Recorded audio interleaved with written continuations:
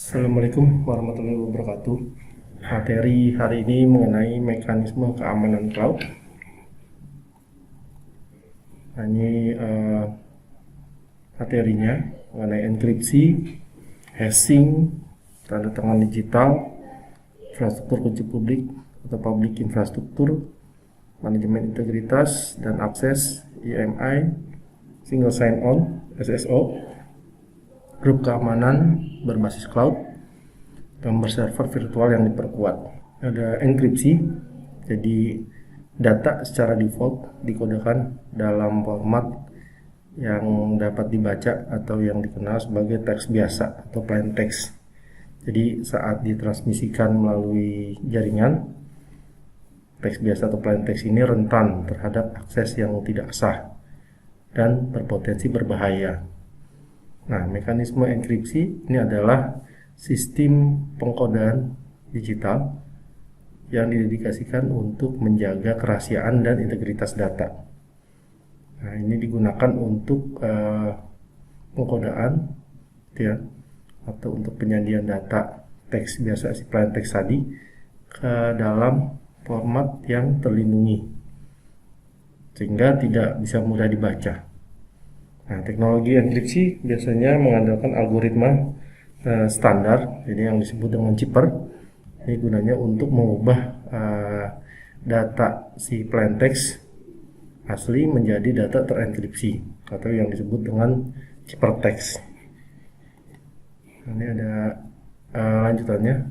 Ketika enkripsi diterapkan ke data teks biasa, nah data tersebut dipasangkan dengan serangkaian karakter yang disebut kunci enkripsi. Nah, pesan rahasia yang dibuat dan dibagikan di antara pihak-pihak yang berwenang. Kunci enkripsi digunakan untuk mendekripsi ciphertext kembali ke format plain text aslinya, gitu. Jadi diperlukan suatu kunci enkripsi. Nah, di mekanisme enkripsi ini bisa membantu mengatasi adanya penyadapan lalu lintas, gitu ya. Ada juga otoritas yang tidak memadai dan ancaman terhadap kepercayaan. Nah, misalnya di sini ada agen jahat. Ini ada agen jahat. Tuh, agen layanan jahat. Ini mencoba menguping lalu lintas yang tidak dienkripsi, gitu ya. Sini tidak dapat dekripsi pesannya saat transmisi jika mereka ini tidak memiliki kunci enkripsi, gitu ya. Jadi ini ada suatu transfer data yang dienkrip. Nah, jadi ketika ada agen jahat, nah, dia tidak bisa melihat datanya, gitu, karena sudah dienkripsi. Jadi di sini ada gambar 10, agen layanan jahat tidak dapat mengambil data dari pesan terenkrip, dan upaya pengambilan selanjutnya dapat dilakukan pada konsumen layanan cloud. Jadi ada kunci, gambar kuncinya, berarti data tersebut sudah dienkrip. Tipe enkripsi, dan ada dua bentuk enkripsi, gitu ya, atau dua tipe enkripsi. Ada enkripsi simetri. Nah, enkripsi simetri ini menggunakan kunci yang sama untuk enkripsi dan dekripsi. Keduanya dilakukan oleh pihak yang berwenang yang menggunakan satu kunci bersama. Nah, pihak yang berhak mendekripsikan, gitu ya, data bahwa si data tersebut dienkrip dan dilakukan oleh pihak yang berhak yang memiliki kunci. Nah, ini ada juga dikenal sebagai kriptografi kunci rahasia. Jadi pesan dienkripsi dengan kunci tertentu dapat dienkripsi dengan kunci yang sama. Jadi untuk enkrip dan dekripnya sama. Di kunci simetri ini memiliki karakteristik non-repudiation, gitu ya. Jadi tidak bisa tahu siapa yang pengirimnya, gitu. Karena bisa aja orang punya kunci terus dia bisa enkrip, gitu ya. Terus ada juga enkripsi asimetris. Enkripsi asimetris ini mengandalkan penggunaan dua kunci yang berbeda, yaitu ada kunci privat dan kunci publik. Nah, dengan enkripsi asimetris, kunci privat ini hanya diketahui oleh pemiliknya, sedangkan kunci publik ini disediakan untuk umum. Terus dokumen yang dienkripsi dengan kunci pribadi hanya dapat didekripsi dengan benar dengan kunci publik yang sesuai. Ya, jadi kunci publiknya dienkripsi dengan kunci pribadi. Nah, juga sebaliknya, dokumen yang dienkripsi dengan kunci publik ya, hanya bisa didekripsi menggunakan kunci pribadinya. Jadi di sini ada dua kunci yang berbeda. Jadi bukan satu seperti simetris. Kalau simetris untuk enkripsi sama kuncinya. Kalau di asimetris kuncinya berbeda. Enkripsi asimetris ini pasti lebih lambat gitu ya secara komputasi dibandingkan dengan enkripsi simetris. Dan karena itu enkripsi kunci privat menawarkan perlindungan integritas selain keaslian dan non-repudiation. Ini ada gambar seperti ini.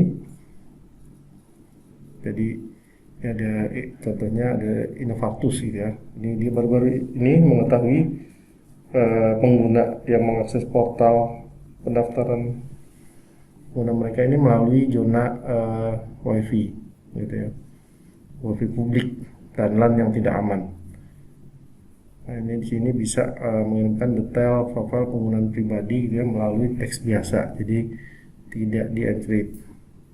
Nah, terus si Innovatus ini dia memperbaiki kerentanan dengan menerapkan mekanisme enkripsi ke web portalnya melalui penggunaan HTTPS. Jadi ada tambahan HTTPS karena kebanyakan penggunanya itu lewat jalur publik untuk akses. Sini ada penambahan di HTTPS-nya. Selanjutnya ada hashing. Anima hashing ini digunakan jika diperlukan perlindungan data satu arah dan tidak dapat dibalik. Gitu ya. Jadi setelah hashing diterapkan ke pesan tersebut akan dikunci dan tidak ada kunci yang disediakan untuk membuka kunci pesan tersebut. Aplikasi umum dari mekanisme ini adalah untuk penyimpanan kata sandi. Jadi password gitu ya disimpan di dalam database ini, di hashing dulu gitu ya, di hashing dulu, nggak langsung plain text-nya si password. Terus teknologi hashing ini dapat digunakan untuk mendapatkan kode hashing atau intisari pesan dari sebuah pesan yang di sini memiliki panjang yang tetap dan kadang lebih kecil dari pesan aslinya. Itu suatu teknologi hashing. Mengirim pesan ini dapat menggunakan mekanisme hashing untuk melampirkan intisari pesan ke pesan. Jadi kayak semacam sidik jarinya dari suatu pesan gitu ya. Nah, setiap perubahan pada data asli ini menghasilkan intisari pesan yang sama sekali berbeda dengan menunjukkan bahwa telah terjadi adanya perubahan atau perusakan pada suatu pesan gitu.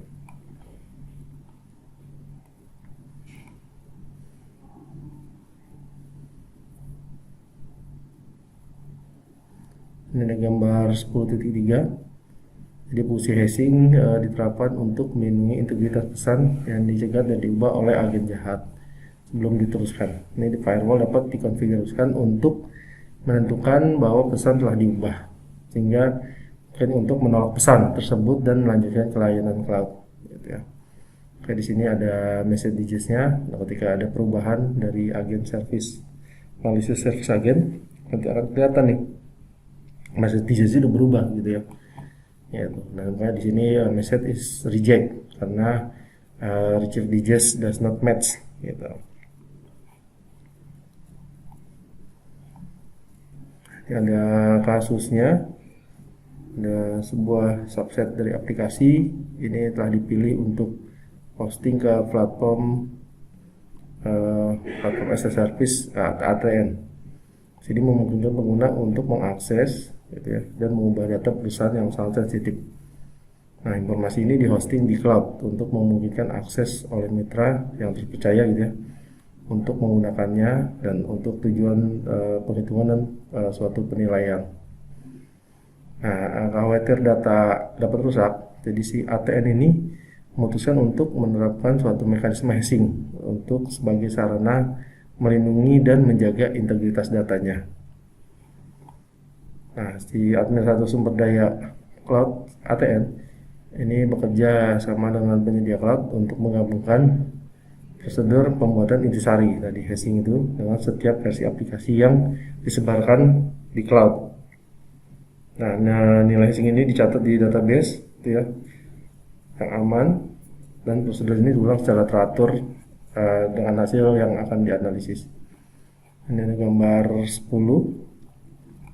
Ini mengilustrasikan bagaimana ATN mengimplementasikan hashing gitu ya, untuk menentukan apakah tindakan yang tidak ditoleransi telah dilakukan terhadap aplikasi yang di porting gitu. Nah, ada jadi ketika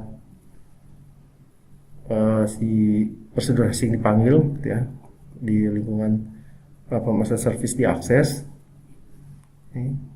jadi hashing mekanisme. Nah, aplikasi yang diposting ke lingkungan ini diperiksa nih, dilihat aplikasinya, terus nanti dihitung nilai hashingnya atau intisarinya dari hashing mekanisme. Nah, terus si hashing dari si aplikasi nanti akan disimpan di database lokal itu, dan pemberitahuan dikeluarkan jika salah satu nilainya tidak identik dengan yang di penyimpanan. Nanti dicek apakah aplikasi yang sudah ada di sini sesuai apa enggak dengan hashing yang ada di dalam database. Kalau tidak sama berarti aplikasi sudah berubah. Selanjutnya, tanda tangan digital. Mekanisme tanda tangan digital ini merupakan sarana penyediaan keaslian dan integritas data melalui autentikasi dan non-repudasi. Jadi sebuah pesan diberi tanda tangan digital sebelum transmisi, yang kemudian menjadi tidak valid jika pesan mengalami modifikasi. Itu berikutnya yang tidak sah. Tanda tangan digital memberikan bukti bahwa pesan yang diterima sama dengan yang dibuat oleh pengirim yang sah. Baik hashing dan enkripsi gitu ya, dan simetris ini terlibat dalam pembuatan tanda tangan digital yang pada dasarnya sebagai intisari pesan yang dienkripsi oleh kunci pribadi dan ditambahkan ke pesan asli. Jadi si penerima itu nanti akan memverifikasi validitas tanda tangan dan menggunakan kunci publik yang sesuai untuk mendekripsi tanda tangan digital yang menghasilkan intisari pesan. Gunanya biar si tanda tangan digital suatu pesan ini bisa terlindungi, makanya menggunakan enkripsi dan hashing. Ini ada mekanisme tanda tangan digital ya di gambar 10.5. Jadi di sini konsumen layanan cloud B mengirim pesan gitu ya. B mengirim pesan yang ditandatangani secara digital, tapi diubah oleh penyerang terpercaya oleh si konsumen si A attacker ini. Nah, server virtual B dikonfigurasikan, dikonfigurasikan untuk memverifikasi tanda tangan digital sebelum memproses pesan masuk gitu ya. Meskipun si pesan tersebut berada dalam batas kepercayaannya. Nah, pesan ini nanti tidak sah gitu ya, karena tanda tangan digitalnya tidak valid, dan kayak itu dia akan ditolak sama si server B gitu ya, jadi di reject.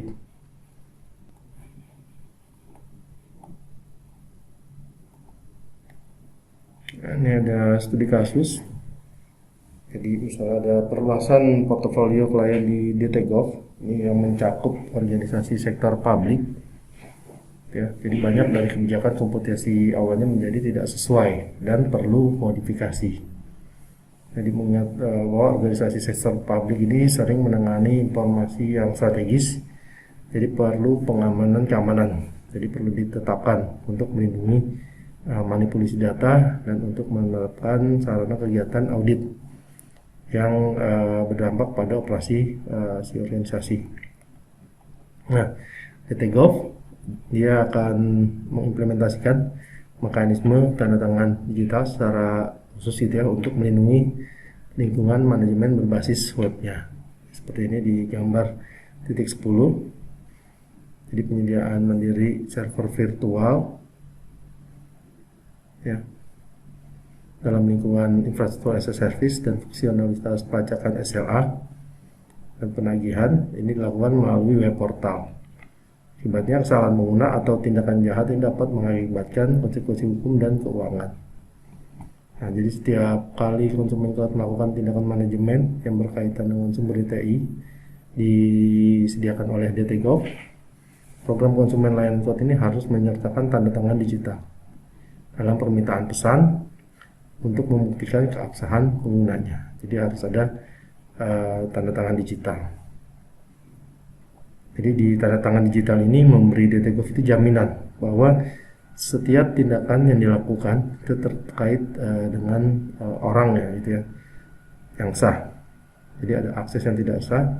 Ini diharapkan jadi sangat tidak mungkin karena tanda tangan digital ini hanya diterima jika kunci enkripsinya itu identik dengan kunci rahasia yang dipegang oleh pemilik yang sah.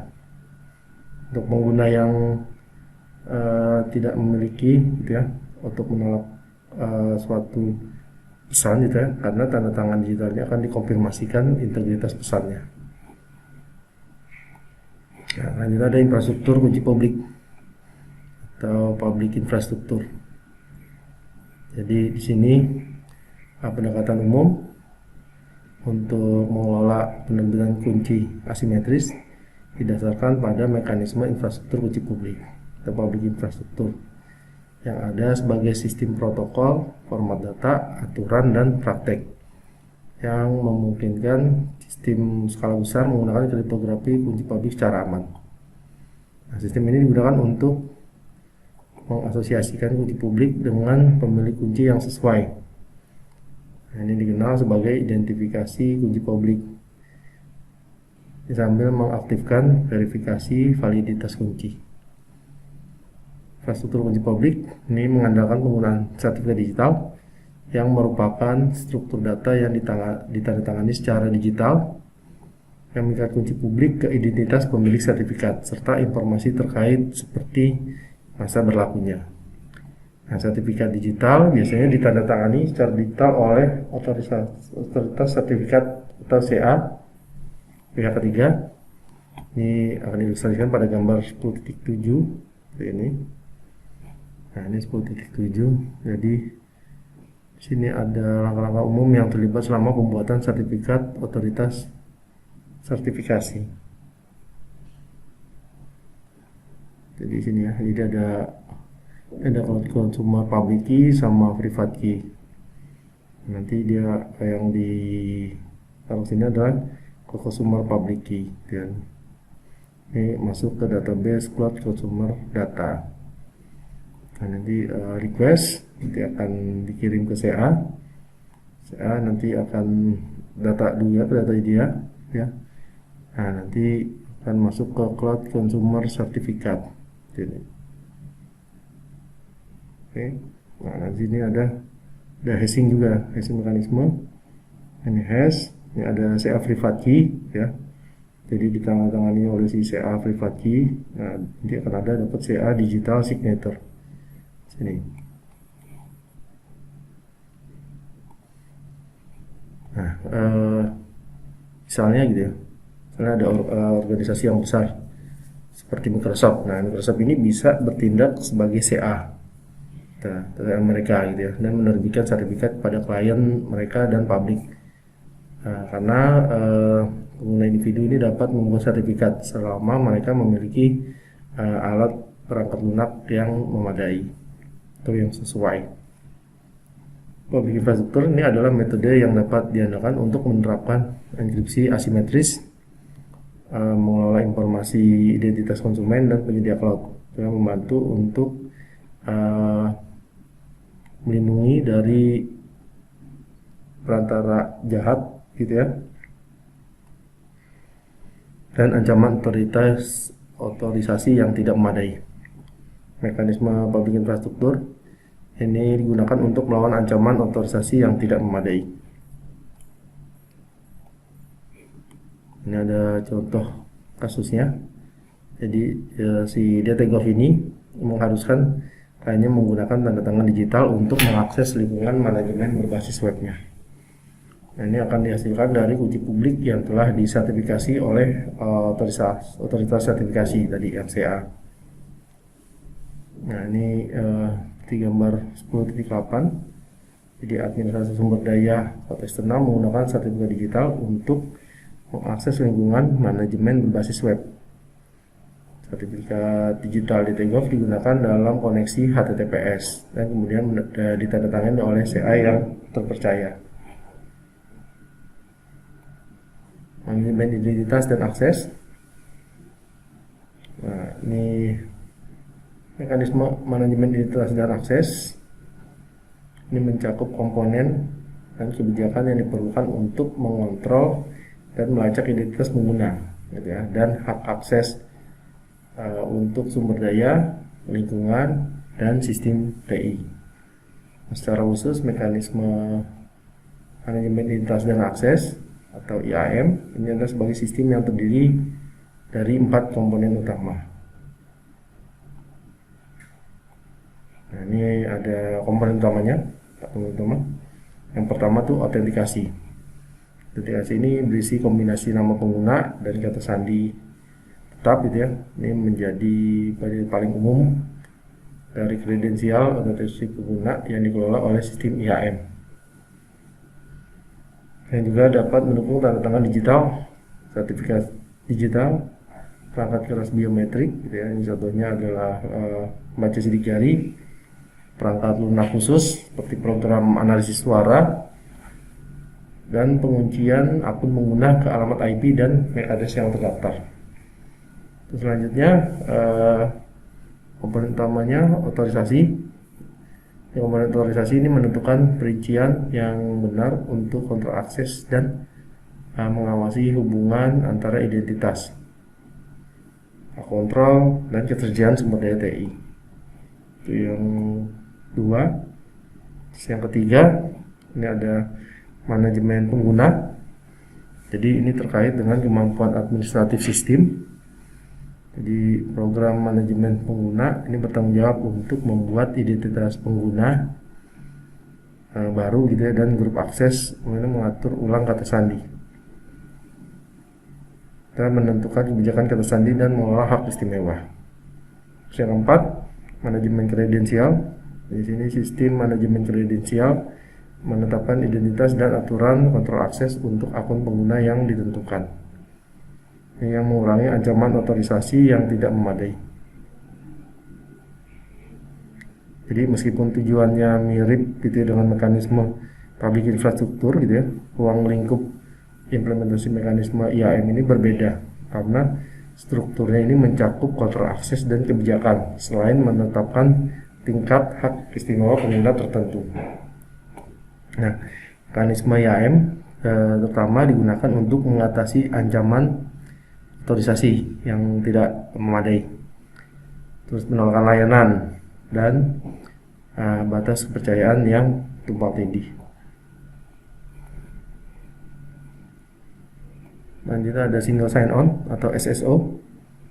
Ini menyebarkan informasi autentikasi dan otorisasi untuk konsumen layanan cloud. Di beberapa layanan cloud ini dapat menjadi suatu tantangan, terutama jika banyak layanan cloud atau sumber daya TI yang berbasis cloud perlu dipanggil sebagai bagian dari keseluruhan aktivitas runtime yang sama. Nah, mekanisme single sign on atau SSO ini memungkinkan suatu konsumen layanan cloud diautentikasi oleh suatu broker keamanan, gitu ya, yang menetapkan konteks keamanan yang diperlukan saat konsumen layanan cloud ini mengakses layanan cloud atau sumber daya TI berbasis cloud.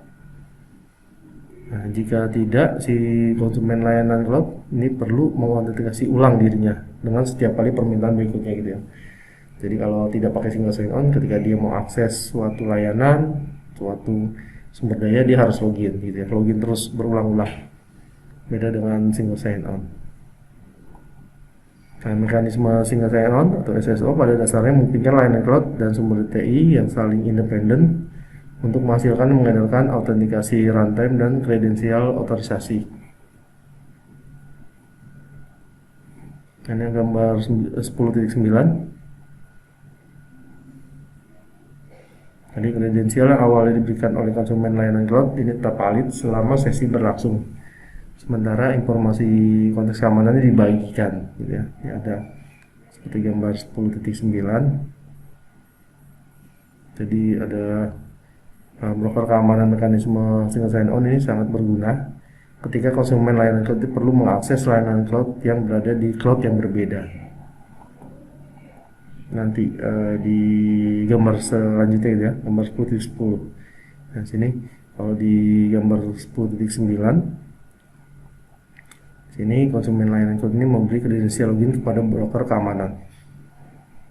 Di sini ada security broker service. Jadi ke sini nanti broker keamanan ini merespon dengan token. Dia ada token, security token, ya, dengan simbol kunci ini. Setelah otentikasi berhasil, ini baru memberi informasi identitas konsumen layanan cloud. Nah, yang digunakan untuk autentikasi secara otomatis. Jadi bisa mengakses di cloud service A, cloud service B, dan cloud service C. Gitu. Tapi pertama dia harus masuk ke broker keamanan dulu, broker security broker service, baru bisa akses semua layanan cloud yang ada. Nah, ini ada gambar 10.10. Ya, jadi di sini kasusnya, jadi ada migrasi aplikasi ke platform, ya, platform PaaS, platform as a service. Ini baru ya, dari ATN berhasil, tapi juga menimbulkan jumlah kekhawatiran yang berkaitan dengan daya tangkap dan ketersediaan sumber daya TI yang di hosting platform as a service. Nah, si ATN bermaksud untuk memindahkan lebih banyak aplikasi ke platform as a service, tapi memutuskan untuk melakukan dengan membuat lingkungan platform as a service kedua, gitu ya. Jadi ada dua lingkungan platform as a service dengan penyedia cloud yang berbeda. Nah, ini memungkinkan mereka untuk membandingkan penyedia cloud selama periode penilaian 3 bulan. Nah, untuk mengakomodasi arsitektur cloud terdistribusi ini, ya, mekanisme single sign-on ini digunakan untuk membuat si broker keamanan yang mampu menyebarkan kredensial login di kedua cloud, gitu ya, seperti ini. Jadi ada dua platform as a service dan dia beda penyediaannya. Nah, ini memungkinkan satu administrator si sumber daya cloud untuk mengakses sumber daya TI di kedua lingkungan platform as a service. Ini tanpa harus masuk secara terpisah, gitu. Jadi hanya satu masuk, nanti dia bisa akses ke dua platform as a service, gitu, yang beda, providernya juga beda. Selanjutnya, grup keamanan berbasis cloud. Jadi segmentasi sumber daya cloud ini adalah proses yang memisahkan lingkungan TI fisik dan virtual yang terpisah, ya. Nah, ini dibuat untuk pengguna dan grup yang berbeda. Misalnya, suatu wide area network organisasi dapat dipartisi sesuai dengan persatuan keamanan jaringan individu. Jadi satu jaringan dapat dibuat dengan firewall yang tangguh untuk akses internal, eksternal, gitu ya. Sementara kedua digunakan tanpa firewall, gitu. Karena penggunaannya internal dan tidak dapat mengakses internet, gitu ya. Karena yang satu dia ada internal eksternal, yang satu lagi tanpa firewall ini ada internal yang nggak bisa akses internet. Terus segmentasi sumber daya ini digunakan untuk mengaktifkan virtualisasi dengan mengalokasikan berbagai sumber daya TI fisik ke mesin virtual. Jadi ini perlu dioptimalkan untuk lingkungan cloud public karena batas kepercayaan organisasi dari konsumen cloud yang berbeda kadang tumbang tindih saat berbagi sumber daya TI fisik yang sama. Ada proses segmentasi sumber daya berbasis cloud ini menciptakan mekanisme grup keamanan berbasis cloud yang ditentukan melalui kebijakan keamanan. Jaringan tersegmentasi ke dalam grup keamanan berbasis cloud logis yang membentuk perimeter jaringan logis. Jadi di sini setiap sumber daya TI berbasis cloud ini ditetapkan ke setidaknya satu grup keamanan berbasis cloud yang logis. Nah, setiap grup keamanan berbasis cloud logis diberi aturan khusus yang mengatur komunikasi antar grup keamanan. Nah, beberapa server virtual yang berjalan pada server fisik yang sama ini dapat menjadi anggota kelompok keamanan berbasis cloud yang logis, gitu ya, yang berbeda. Nah, server virtual selanjutnya dapat dipisahkan menjadi grup publik sama privat. Nah, grup pengembangan produksi, gitu ya, atau penunjukan lain yang dikonfigurasikan oleh administrator sumber daya cloud. Nah, ini beberapa server gitu ya. Ini ada gambar 10.11. Jadi di sini ada keamanan berbasis grup atau cloud grup A. Ini mencakup di server A dan server D gitu ya. Ini ditetapkan untuk konsumen cloud A. Dan si grup B sini, grup B ini terdiri dari server B, C, dan E. Ya, jadi khusus untuk si konsumen cloud B. Jadi di sini ketika layanan cloud kredensial konsumen A gitu ya, di sini ada dikompromikan. Jadi penyerang ini hanya dapat mengakses atau dia merusak di server virtual yang di grup A aja, tidak semuanya gitu.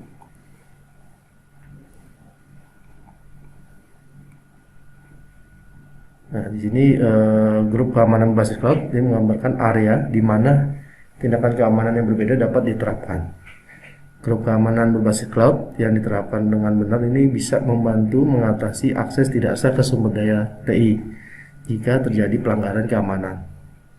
Jadi mekanisme ini dapat digunakan untuk membantu melawan penolakan layanan, otorasi yang tidak mencukupi, batas kepercayaan semakin tinggi, serangan virtualisasi, dan ancaman serangan dari suatu kontainer, dan terkait erat dengan mekanisme perimeter jaringan logis. Nah, ini ada studi kasusnya. DT-Gov ini telah menjadi penyedia cloud, gitu ya. Masalah keamanan diangkat berkaitan dengan hosting data klien sektor publik. Nah, sebuah tim spesialis keamanan cloud didatangkan untuk mendefinisikan grup keamanan berbasis cloud bersama dengan tanda tangan digital dan mekanisme public infrastruktur. Nah, kebijakan keamanan diklasifikasikan ke dalam tingkat segmentasi sumber daya sebelum diintegrasikan ke dalam lingkungan manajemen portal web DT-Gov. Di konsisten dengan persyaratan keamanan yang dijamin oleh SLA-nya, DT-Gov ini memetakan alokasi sumber daya TI ke grup keamanan berbasis cloud yang logis, gitu ya. Ini seperti gambar 10.12. Jadi yang memiliki kebijakan keamanannya sendiri yang jelas menetapkan tingkat isolasi dan kontrol sumber daya TI. Jadi di gambar 10.12, jadi ketika administrator sumber daya cloud eksternal ini mengakses web portal ini untuk mengalokasikan web server virtual, gitu ya, menghasilkan server virtual, kredensial keamanan yang diminta dinilai dan dipetakan ke dalam kebijakan keamanan internal yang menetapkan grup keamanan berbasis cloud yang sesuai dengan server virtual baru. Nah, si DT-Gov ini memberitahu kliennya tentang ketersediaan kebijakan keamanan baru ini. Nah, jadi konsumen cloud ini secara opsional dapat memilih untuk menggunakan hal ini, gitu ya, untuk menghasilkan peningkatan suatu biaya. Selanjutnya image server virtual yang diperkuat. Jadi seperti dibahas sebelumnya, gitu ya, server virtual dibuat dari konfigurasi template yang disebut gambar server virtual atau gambar mesin virtual.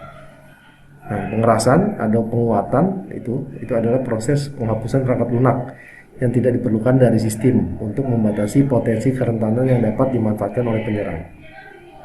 Menghapus program yang redundant, gitu, atau berlebih ini, dan juga menutup port yang tidak perlu dan menonaktifkan layanan yang tidak digunakan.